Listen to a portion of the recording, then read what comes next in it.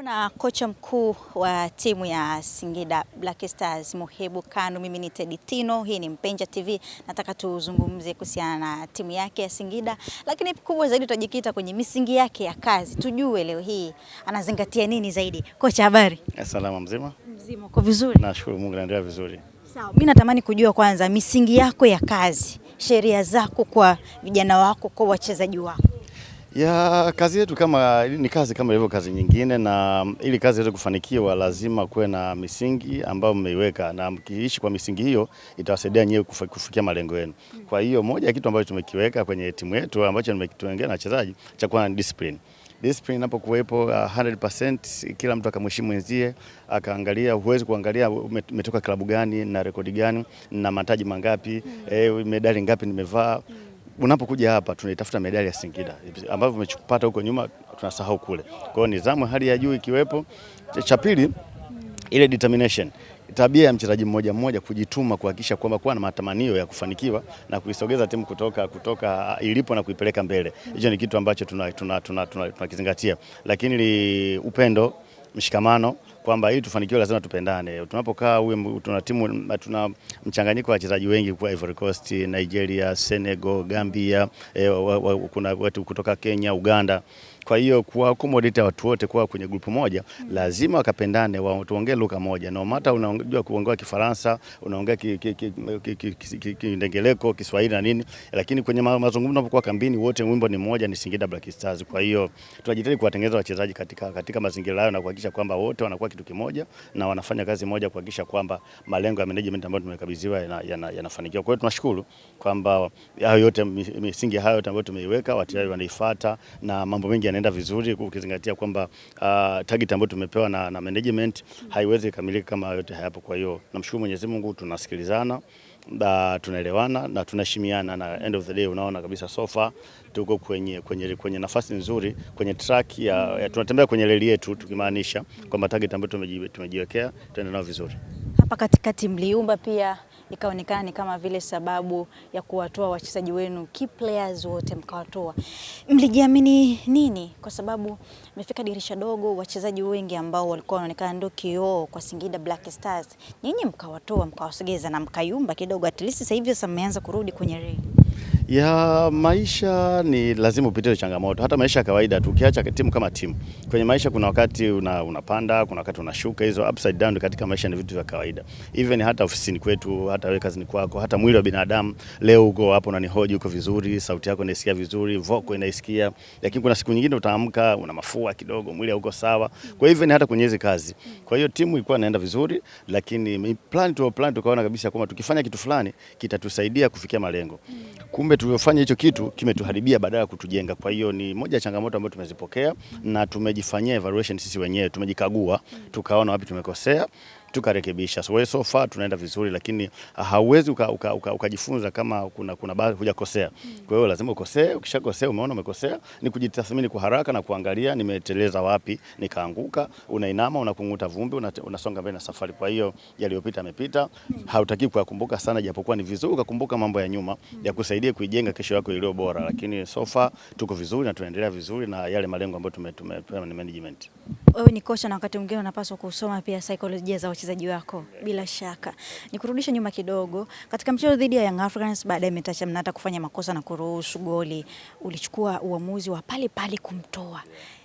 Nataka nifahamu leo ilikuwaje mpaka ukachukua ule uamuzi? Ni kwa sababu aliruhusu goli la namna ile ama kuna kitu ulikiona kwake hakiko sawa?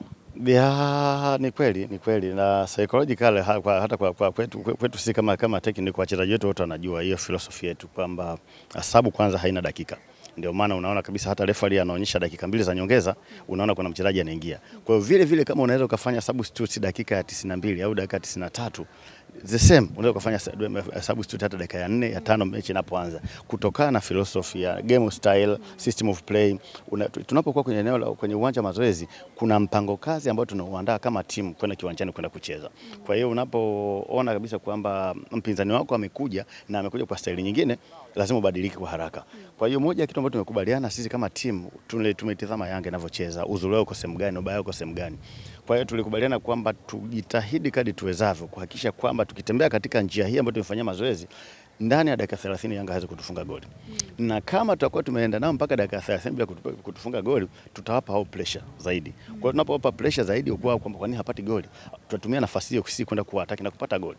Kwa kitendo cha kuwaruhusu kupata goli mapema, automatically tumewapa confidence ya kuona yes we can do it. Wakaanza kuja. Kwa hiyo kwa sababu ni mkakati ambao tumekubaliana kwamba tangia mwanzoni kuanzia backline mpaka goalkeeping mpaka striking, umeona umeenda sivyo kwa sababu dakika wamepata goli, we have to change. Kwa hiyo ndio maana tukafanya sababu ile, lakini hatukuifanya kwamba kwa sababu yani ni mchezaji kama mchezaji, ni kwa sababu tuliona kabisa kwa kulikuwa na hizo errors, lakini vitu vya kawaida kwa mchezaji vinatokea. Kinachotakiwa ni kukumbusha tu kila mtu kwamba kila mtu kwa nafasi yake, hata si technical management. Kuna kila mtu kumkumbushe, kuna wakati unajisahau kwamba hapa niliteleza kidogo, nilipanga ukuta eneo hili, nilitakiwa baada ya kupanga ukuta huu nikae eneo hili. Sasa huyu mpigaji akipiga hapa ambapo umeweka ukuta hapa akafunga, tunampongeza mpigaji kwamba ametumia akili, ameweza kuvusha mpira kwenye vichwa vya mabeki ambao tumepanga ukuta pale. Lakini unapopanga ukuta hapa alafu akafunga hapa pembeni ambapo ndipo uliposimama wewe, automatically hilo lazima ulibebe. Kwa hiyo ni mchezaji wetu, tunamwamini, ni kijana ambaye ana discipline ya kutosha, na tulirudi baada ya pale tulikaa naye, akaelewa kwa nini tulimsaidia, tukamwambia no, tukae. Tulikwambia vile, kwa hii ni kazi yako, hii ni kazi yetu wote, ni career yako. Kwa hiyo unikumbuka tu kwamba binadamu wote, hata sisi tuna makosa yetu pia, lakini tunaadhibiwa na management sometimes, ndio maana makocha tunafukuzwa. Kwa hiyo lazima tupiganie kazi. Kwa hiyo anafanya kazi nzuri so far, na tumerudi kwenye kikosi na anafanya kazi yake kama anavyotakiwa kuifanya. Tunatafsiri vipi goli jepesi? Kwa sababu hata ile goli pia watu wengi walisema akafungwa goli jepesi, na wengi wakaamini ndio maana ulimfanyia ile sababu. Wewe kama kocha unatafsiri vipi goli jepesi mpaka useme ile goli bwana umefungwa ile goli jepesi bwana? Kuna vitu vingi hataki, kama anavyozungumza, hataki kufukua makaburi, yani kurudi kule. Kwa sababu gani? Unajua hizi media na wakati mwingi kile anachokizungumza kitarudi kwenda kutengeneza picha nyingine kwake kwamba hii jambo tushalimaliza, tumelizungumza, limeisha, lakini mwalimu kumbe bado labda analifikiria moyoni mwake na kinyonga. Kumbe ndivyo sivyo. Lakini ukweli ni kwamba sisi ambao tuko uwanjani na tuko kwenye technical ndio tunajua mpango kazi ambao tumefanyia kazi kwenye kiwanja cha mazoezi. Twende tukafanye nini? Ndio maana nikakupa mfano tu kwamba tunapoondoka kuanzia backline tunapokwenda, kosa ile amefanya goalkeeper, lakini hata striking force kuna makosa mengi ameyafanya. Vizuri. Kwa hiyo huwezi ukasema kila mtu mfanyie sababu. Mara nyingi makosa yanaonekana makubwa kwa watu wanaocheza kwenye eneo la ulinzi, labda goalkeeping, mabeki kwa wanaacha magoli. Lakini kumbuka kwenye striking force kuna makosa mengi ambayo tumetengeneza nafasi nyingi wakashindwa kuzitumia kufunga. Sasa huwezi ukasema wote wafanyie sababu kwa sababu wamekosa magoli. No. Idara yao inakuwa inalawama sana kwa sababu hiyo eneo wanalocheza. Kwa hiyo hata wenyewe wamelielewa, na hiyo tafsiri unasema kutafsiria goli lipi jepesi, utanipa kazi pia kwenda kutafsiri ni goli gani jepesi ambao striker anataka lifunga. Kwa hiyo kwenye mpira tukubaliane tu kwamba haliwezi likafungwa goli lolote kama hakuko na mistake.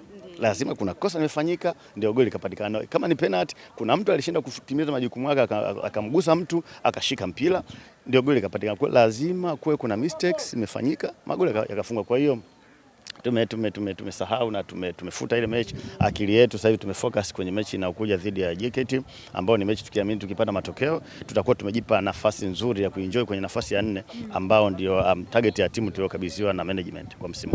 Tumalizie na hili swali, kupunguziwa posho na mishahara na vitu vingine kulisaidia timu yako na wachezaji wako?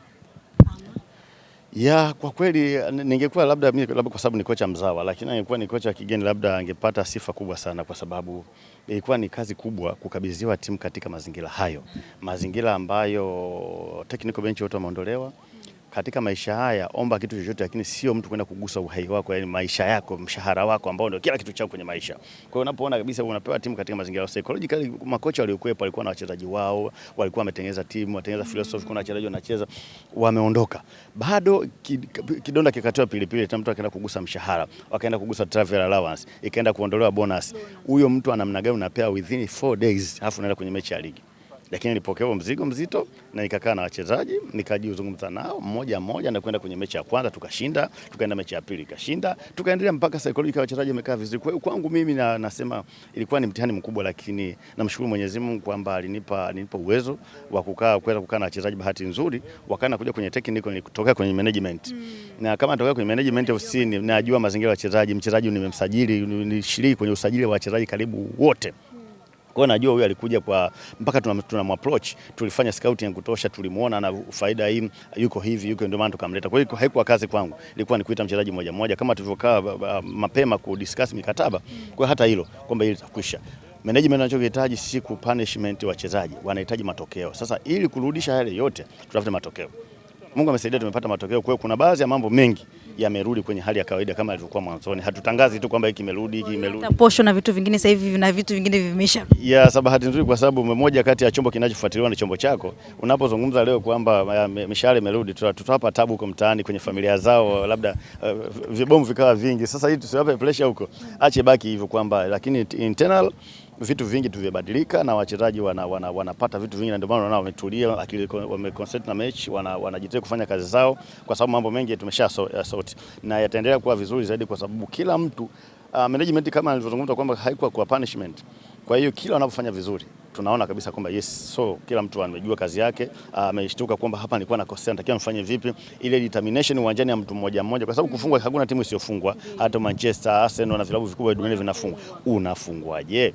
Unakwenda kucheza na Coast, unafungwaje uwanjani? Ile unajitolea vipi? Sasa hivi wewe umetoka asubuhi, hali ya hewa ya kimbo uko kazini, unapambana kutafutia mkate, kutafuta story, tunatafutana kama hivi, ndio utendaji kazi wako mzuri. Kwa hata mchezaji pia anapocheza uwanjani anataka kuona anaipigania vipi jezi, anapambana vipi, tunashindwaje? Yani tumeshindwa. Kila mtu aseme yes, tumepoteza hii mechi, lakini kila mtu ametoa ile jasho, machoni na jasho na damu, lakini tumezidiwa quality, tumezidiwa labda bahati wakati mwingine, au wenzetu walikuwa na siku nzuri kazini, si hatukuwa hivyo. Kwa hiyo management wanaliona hilo na wana appreciate kile ambacho vijana wanafanya, wana appreciate kile ambacho tunakifanya sisi. Kwa hiyo end of the day tungeomba Mungu tu twende kumalize kwenye ligi tukiamini ile nafasi ambayo management wanataka tumeipata. Bwana kocha Muhibu, mimi nikushukuru sana, nikutakia kila laheri katika mechi zetu zingine ambazo zimesalia.